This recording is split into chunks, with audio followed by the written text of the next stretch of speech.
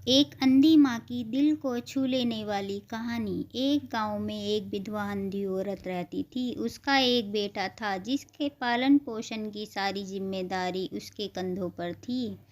वह अपने बेटे को पढ़ा लिखा कर एक बहुत बड़ा आदमी बनाना चाहती थी, इसलिए उसने उसका दाखिला गांव के सबसे अच्छे स्कूल में किया। वह रात दिन मेहनत करती ताकि बेटे के स्कूल की फीस दे सके। लड़के के स्कूल के बच्चे उसकी माँ के बारे में जानते थे। वे सब उसे अंधी का बेटा कहकर चिढ़ाते थे। लड़का इससे बहुत परेशान था। उसे अपनी माँ पर शर्म आने लगी थी। वह उसके साथ कहीं आने जाने से कतराने लगा था।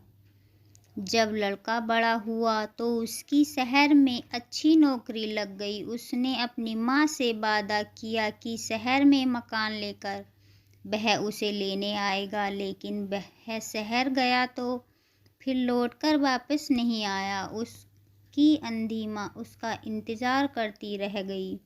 कई महीने बीत गए, लड़के की कोई खबर नहीं आई, लेकिन अब उसकी अंधी माँ से एक दिन नहीं रहा गया और वह बेटे से मिलने शहर पहुंच गई।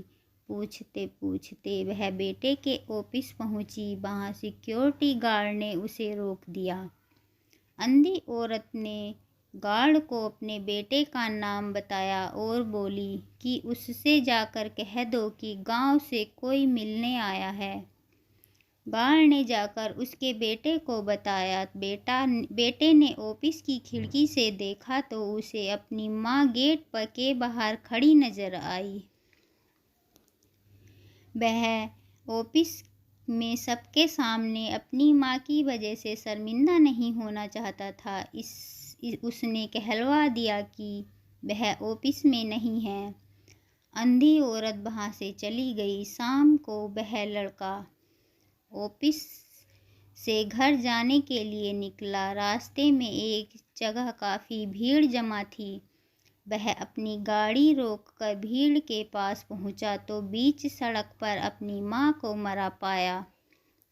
उसके हाथ में एक चिट्ठी थी जिसमें लिखा था, बेटा बड़े दिन हो गए थे, तेरी कोई खबर नहीं मिली। चिंता हो रही थी, इसलिए तुझसे मिलने चली आई। तू तो अब बड़ा आदमी बन गया है। तुझसे मिलना अब शायद मुझ गरीब की किस्मत में नहीं, लेकिन मैं बहुत खुश हूँ तेरे लिए। तूने अपना ही नहीं मेरा सपना भी पूरा किया। मलाल है कि तेरी तरक्की देख नहीं सकती। काश बचपन में तेरी आंखों में सरिया न घुसा होता और मुझे तुम्हें अपनी आंखें न देनी पड़ी होती, तो तेरी तरक्की अपनी आंखों से देखकर सुकून से मरती। तेरी अंधी माँ। ये पढ़कर लड़का फूट फूट कर रोने लगा। जिस अंधी माँ पर उसे शर्म आती थी, उसने उसके लिए कितना बड़ा बलिदान किया था। वह आत्मग्लानि से भर उठा और जिंदगी भर खुद को माफ नहीं कर पाया। सीख दोस्तों, माता पिता अपने बच्चों के लिए अपना सर्वस्व न्यौछावर कर देते हैं।